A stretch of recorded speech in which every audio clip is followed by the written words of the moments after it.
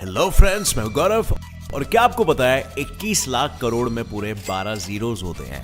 Well, ये कैसा fact है? क्या पूछ रहा हूं मैं, यही सोच रहे हो ना? यही रकम 2019 में दुनिया की largest economic power United states की जीडीपी थी, पूरे 21 लाख करोड़ डॉलर, यानी 15 करोड़ करोड़ रुपए। हाँ, यस, 2 बार करोड़। और वहीं दूसरी तरफ दुनिया की सेकेंड इकोनॉमिक पावर यानी हमारे प्यारे पड़ोसी चाइना का जीडीपी था 10 करोड़ करोड़ रुपीस। बट एक मिनट, किसी भी देश को इकोनॉमिक पावर बने रहने के लिए उसे हर साल ग्रो करना पड़ता है। पर वर्ल्ड बैंक के इस रिपोर्ट के अनुसार 2000 से 2020 तक इंडिया की जीडीपी का ग्रोथ रेट तो यूएस से भी ज्यादा रहा है, यानी कि 2016 में तो हमने चाइना तक को भी सरपास कर लिया था। पर आखिर कैसे, और क्या इसका मतलब इंडिया अगला इकोनॉमिक सुपर पावर बनेगा?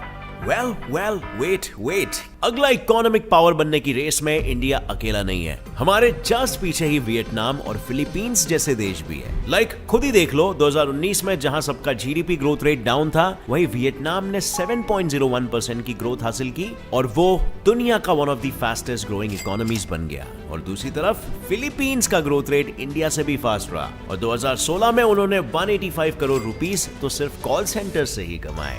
तो क्या बीपीओ सेक्टर ही उनके अद्भुत ग्रोथ रेट का राज है? इसके लिए हमें थोड़ा सा डीप रिसर्च करना पड़ेगा, ये जानने के लिए कि अगला इकोनॉमिक पावर कौन बनेगा, आज के इस वीडियो में, जिसका टाइटल है new economic powers of Asia.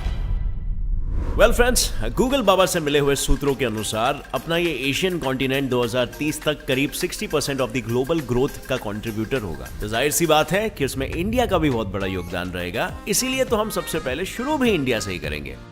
भाई लोग, जैसे कि आपको पहले से ही पता है, ब्रिटिशर्स ने इंडिया को तकरीबन 200 सालों तक लूटा और फिर हमें कंगाल करके चले गए, जिसके कारण आजादी के वक्त हमारी जीडीपी बहुत ही ज्यादा लो थी और हमें देश को फिर से बिल्ड कराने के लिए दूसरे देशों से काफी कर्ज उठाना पड़ा। लेकिन कब तक कर्ज ले लेकर हम देश को चलाते हैं? इसीलिए अपने चाचा नेहरू ने रशियन इकोनॉमी से प्रेरित होकर भारत की इकोनॉमी को भी एक सोशलिस्ट इकोनॉमी बना दिया। पर फिर 1990 के दौरान रशिया की इकोनॉमी गिरने लगी, जिसका सीधा असर हमारी इकोनॉमी पे पड़ा, क्योंकि तब हम ट्रेड के लिए रशिया पर बहुत ज्यादा निर्भर थे और ऐसे में हम दूसरे देशों से लिए हुए कर्जों को भी नहीं चुका पा रहे थे। और फिर उन कर्जों को चुकाने के लिए हमने इंटरनेशनल मॉनेटरी फंड IMF से पूरे 3275 करोड़ रुपयों का लोन लिया। लेकिन उसके बाद क्या? अब IMF का कर्ज चुकाएंगे कैसे जब हमारी इकोनॉमी इतनी गिर रही थी? तब एंट्री होती है देश के फाइनेंस मिनिस्टर श्री मनमोहन सिंह जी की, जिन्होंने दूसरे डेवलप्ड देशों को ऑब्जर्व करके हमारी इकोनॉमी को भी एक सोशलिस्ट इकोनॉमी से कैपिटलिस्ट इकोनॉमी में कन्वर्ट कर दिया, जिसके साथ कुछ रिफॉर्म्स भी लाए गए, जैसे कि टैक्सेस को कम कर दिया गया, पब्लिक मोनोपोलीज कम कर दी गई, फॉरेन डायरेक्ट इन्वेस्टमेंट के लिए आसान और ऑटोमेटिक अप्रूवल शुरू कर दिया गया और सबसे इंपॉर्टेंट, भारत को एग्रीकल्चर इकोनॉमी से सर्विस सेक्टर इकोनॉमी पर शिफ्ट कर दिया गया। ये सब क्यों किया गया? इससे आखिर क्या हो जाता? तो बेसिकली भारत एक कृषि प्रधान देश है, यानी हमारा एग्रीकल्चर सेक्टर काफी दमदार है। सोचो ना, 1950s के दौरान एग्रीकल्चर का देश के जीडीपी में पूरे 54% का कंट्रीब्यूशन था। लेकिन 1990s के बाद, शिफ्ट के बाद, अब एग्रीकल्चर सेक्टर जीडीपी में सिर्फ 15.4% जितना ही कंट्रीब्यूट करता है। अब फ्रेंड्स, आगे बढ़ने से पहले क्या आप जानते हो fun88.com Asia's most trusted gaming site के बारे में? यहाँ पर आप क्रिकेट गेम्स में जैसे कि CPL कैरेबियन प्रीमियर लीग में प्रेडिक्शन कर सकते हो। Fun88 ऑफिशियल गेमिंग स्पॉन्सर्स है कैरेबियन प्रीमियर लीग और प्रीमियर लीग टीम्स जैसे कि टॉटनहैम हॉटस्पर्स और न्यूकैसल यूनाइटेड के। ये लोग ऑफिशियल गेमिंग पार्टनर्स है और डैरन सैमी इनके ब्रांड एम्बेसडर है। यहाँ पर आपको अपने पहले डिपॉजिट पर 300% बोनस मिलेगा, यानी कि 1000 रुपए का सीधा 3000 रुपए। यहाँ पर 9 मेथड्स और more than 30 option to deposit. पैसों को विड्रॉ करना एकदम फास्ट है, सिक्योर पेमेंट ऑप्शंस है और यहाँ पर लाइव स्ट्रीम्स भी होते हैं। इसमें लाइव कैसीनो है with 7 different gaming vendors with more than 200 casino games available. यहाँ पर आप लाइव गेमिंग कर सकते हो, लाइव टेबल्स खेल सकते हो with real deals and dealers.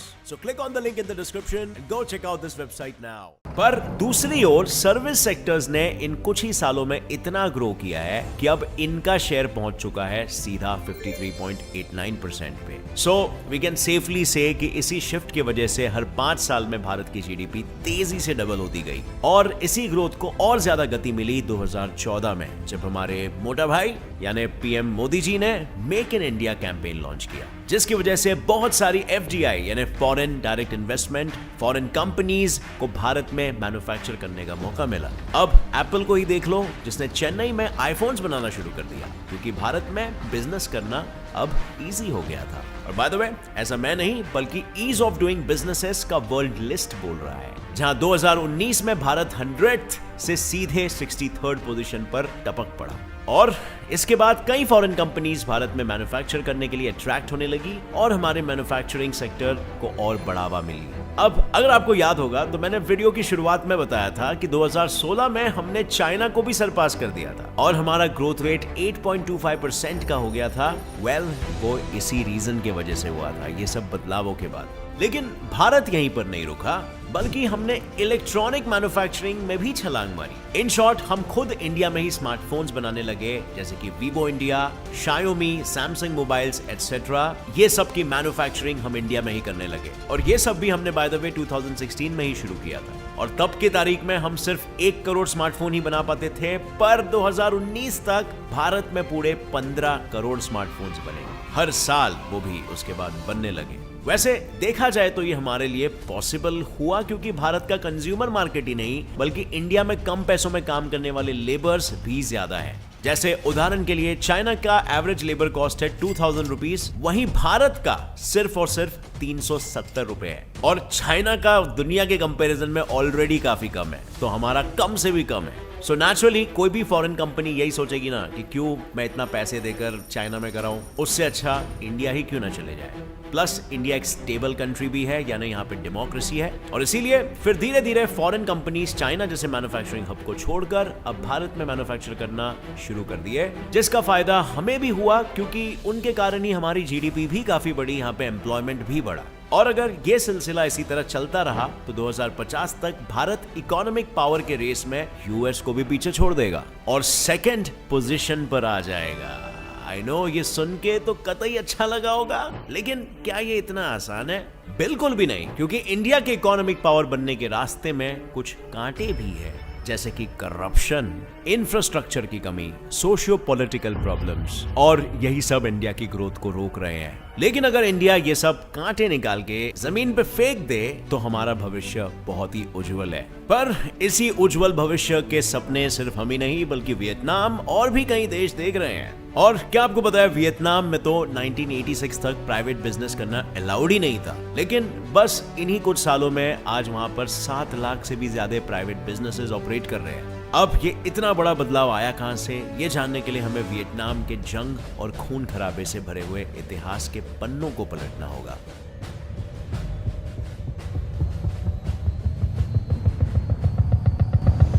Vietnam में चल रहे वॉर्स के दौरान ना तो उनके पास बिजली थी और ना ही खाने के लिए खाना था, और साथ ही उनकी इकोनॉमी सेंट्रली प्लान्ड थी, यानी वो पूरी तरह से गवर्नमेंट के कंट्रोल में थी। वहां पर जितने भी बिजनेसेस थे सब गवर्नमेंट ओन्ड थे।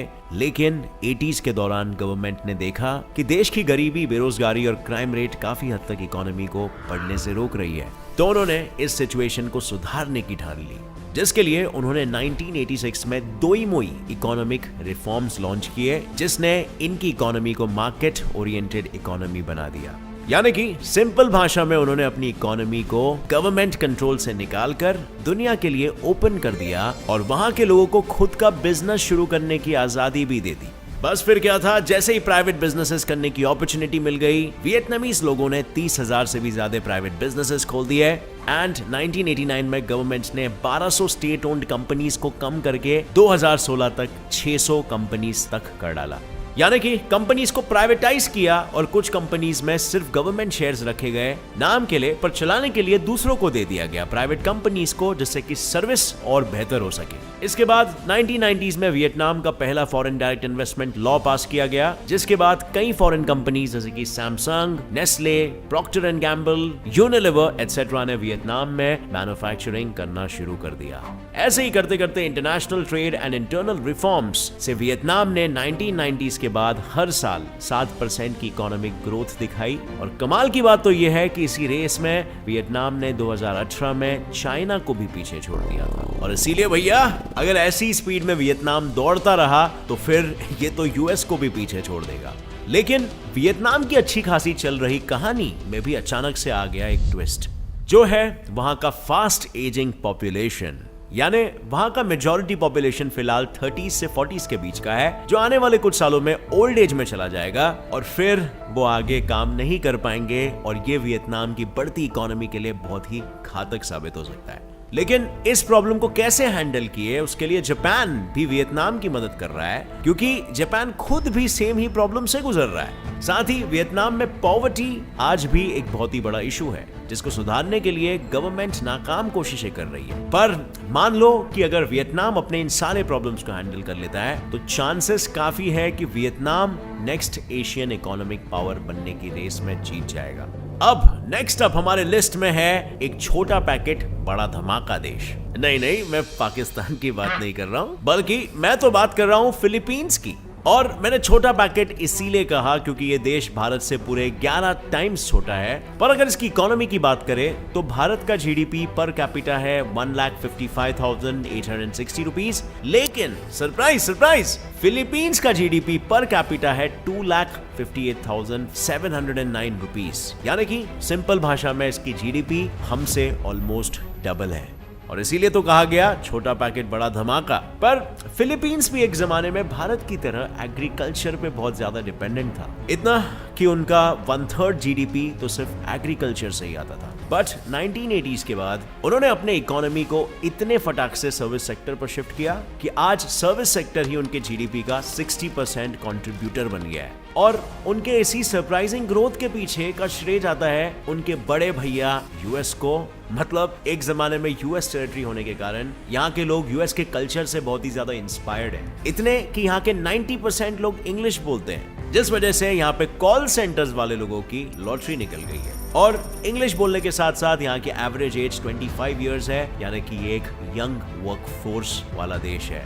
और इसीलिए तो जैसे मैंने शुरुआत में कहा था, बीपीओस फिलीपींस के सर्विस सेक्टर में एक बहुत ही बड़ा और इंपॉर्टेंट रोल प्ले करते हैं। अब ये तो हुई सर्विस सेक्टर की बात, पर अगर हम बात करें फिलीपींस के इंडस्ट्रियल सेक्टर की, तो ये सेक्टर फिलीपींस के जीडीपी का 30% कंट्रीब्यूटर है, जिसके चलते गवर्नमेंट ने फॉरेन डायरेक्ट इन्वेस्टमेंट्स भी शुरू कर दिए हैं। पर अब आपको मे भी लग रहा होगा कि ये सब तो हमने पहले वाले देशों में भी सुना है, इसमें कौन सी नई बात है। तो आपको बता दूं, फिलीपींस की एक और एक खासियत है और वो है उनके देश का remittance. And for your information, remittance एक इकोनॉमिक टर्म है जिसका सिंपल मीनिंग है परदेश जाओ, पैसे कमाओ और फिर वही पैसा अपने घर भेजो। मतलब जो फिलीपींस के लोग फॉरेन कंट्रीज में कमाते हैं उसे कहते हैं रेमिटेंस। और 2014 में फिलीपींस का फॉरेन एक्सचेंज रेमिटेंस था 20 लाख करोड़ रुपीस। लेकिन जैसे हमने दूसरे कंट्रीज के चैलेंजेस की बात की, वैसे ही फिलीपींस के भी अपने प्रॉब्लम्स हैं, लाइक पॉवर्टी जो है 16.6%, इनकम इनइक्वालिटी और यहाँ की पुअर हेल्थ केयर सिस्टम।